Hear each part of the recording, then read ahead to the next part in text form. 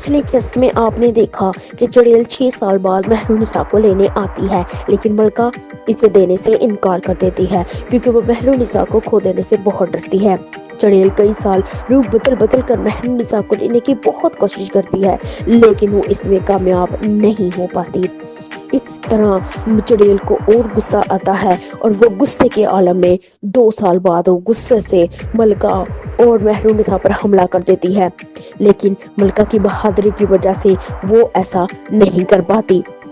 لیکن ملکہ کے دل میں یہ ڈر رہتا ہے کہ وہ اپنی بیٹی کو کھو نہ دے، لہٰذا وہ یہ سارا معاملہ بادشاہ کو بتاتی ہے۔ تو بادشاہ اس کا معاملہ سن کر اسے اپنے باپ کی سلمانی رنگ دیتا ہے اور کہتا ہے کہ اسے چڑیل کے سامنے گھمانا جب بھی وہ آئے۔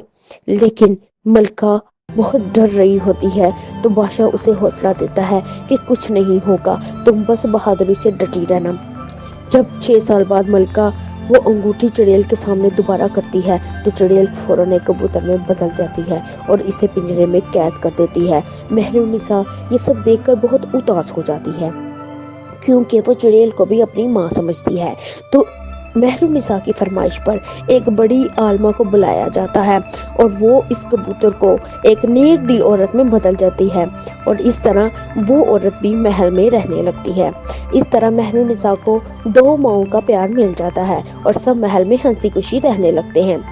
پھر کئی سال بعد مہرونسا کی بھی شادی ہو جاتی ہے اور وہ اپنے سسرال میں ہنسی خوشی رہنا شروع کر دیتی ہے۔